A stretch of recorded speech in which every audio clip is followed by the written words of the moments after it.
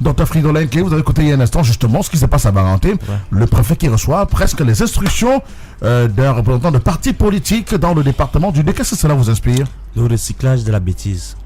Pardon? Ça, c'est le recyclage de la bêtise.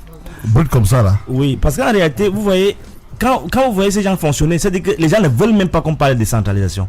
C'est-à-dire que vous voyez, c'est les gens qui ne peuvent même pas accepter la décentralisation. À plus forte raison, le fédéralisme qui, ma foi, peut arriver à résoudre certains problèmes de fond. Nous sommes là par rapport à cette question du RDPC, dans le recyclage de la bêtise, parce que nous sommes dans l'autisme et dans la frilosité. Avant de poursuivre, si vous êtes nouveau sur la chaîne, nous vous suggérons de prendre quelques secondes pour vous abonner en cliquant simplement sur le bouton s'abonner, et par la suite d'activer la cloche de notification pour ne rien manquer de nos futures publications. L'autisme parce que les gars ne comprennent pas. Le peuple envoie le message et David de Boutou a bien parlé là par rapport à cette perpétuation d'un héritage. Bon, il ne l'a pas dit, mais je crois qu'il voulait aussi mettre en avant le fait que le RDPC, même ça, c'est un produit pur. C'est l'UNC bis en fait. C'est-à-dire que les gars sont restés dans des logiques coloniales, vraiment coloniales. C'est-à-dire qu'on n'écoute pas, on n'écoute que la puissance de feu. Et là, la frilosité, c'est aussi ça. La deuxième remarque à faire. Nous sommes dans une situation où les gars ne sont plus assurés d'avoir vraiment le contrôle de leurs troupes.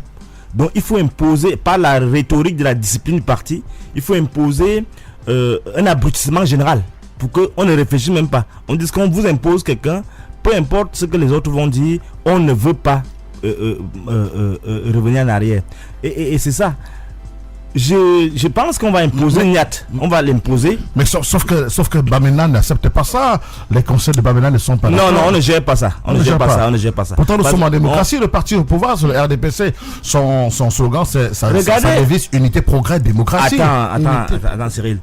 Regarde bien comment les gars ils fonctionnent entre eux. Parce que l'administration qui est en place, c'est le RDPC. C'est-à-dire que les gens se donnent des instructions entre eux. Le président de la section, c'est même pas le président national. Oui. Le président de la section dit bon, monsieur le préfet, exécute-toi, je veux une élection tel jour. Et le gars s'exécute. Et on dit, on a décidé par une décision au sommet du parti que c'est tel. Alors, on n'a pas besoin de parler de la démocratie parce que là, justement, la démocratie, c'est leur plus grand danger. La démocratie, c'est le plus grand danger du RDPC.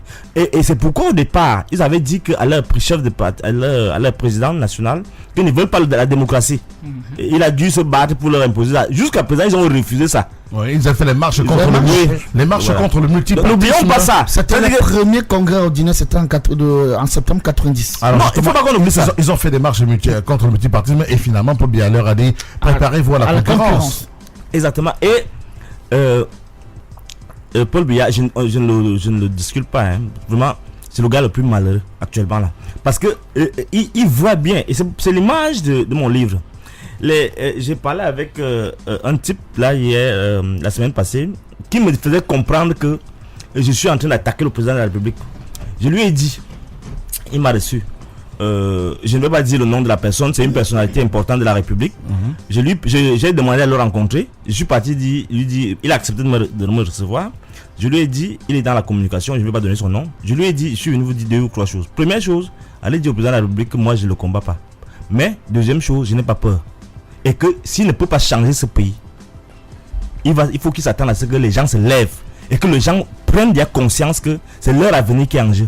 Et qui disent au président, parce que c'est quelqu'un qui est proche du président, qui disent au président que les embrouilles que ces gars font là, ça va se retourner contre lui. Et on ne va plus reculer.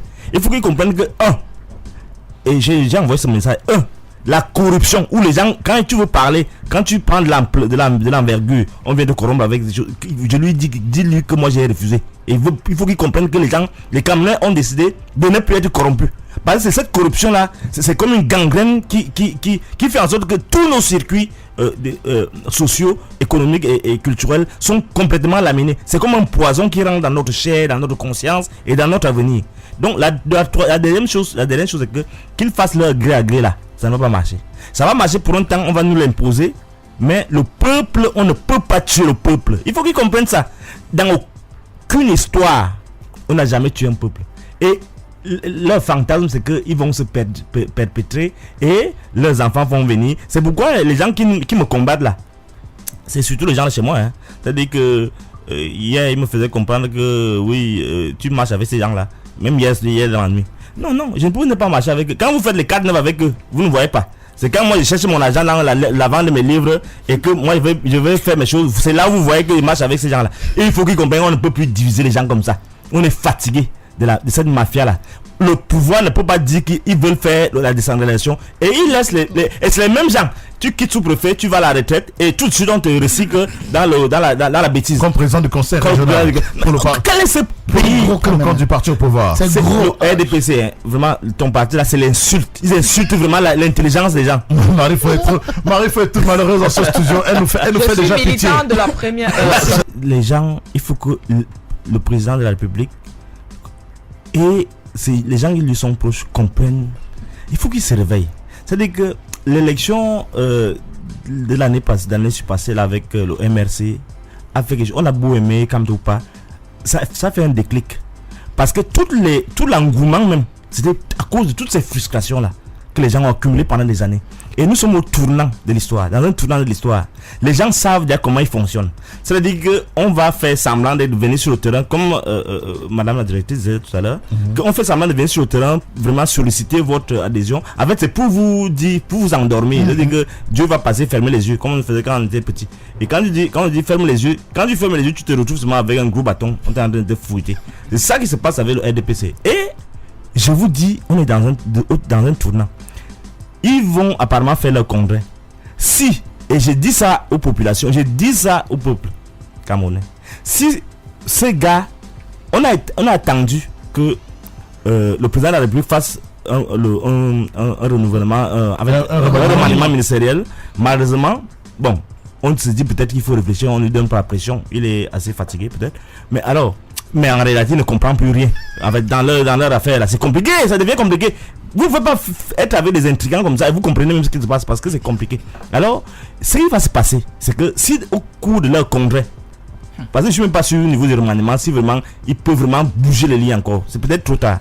Mais si au niveau du congrès qui se profile à l'horizon, si le peuple ne voit pas un changement majeur, si on ne chasse pas tous ces individus qui vraiment sont en train d'empoisonner l'atmosphère, de tuer le pays, alors sachez que on est parti soit pour une insurrection, soit pour quelque chose de grand, et où ils ne seront plus aux commandes. On ne peut pas, ce n'est même pas possible. À un moment, il y a on va atteindre, la marmite est en train de bouillir. On va atteindre un moment où le couvercle va sauter. Mais il faut qu'ils comprennent ça.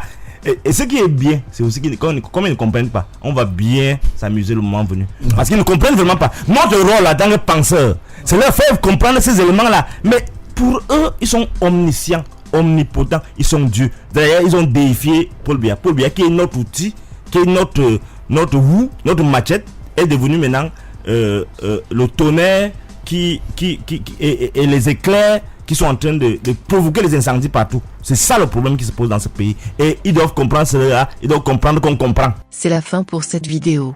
Avant de quitter, cliquez sur le pouce pour liker si vous avez aimé. Partagez-la sur vos pages dans les réseaux sociaux et laissez-nous votre commentaire sur le sujet. Si vous êtes nouveau sur la chaîne, vous avez juste besoin d'un clic pour vous abonner. À très bientôt pour une nouvelle vidéo.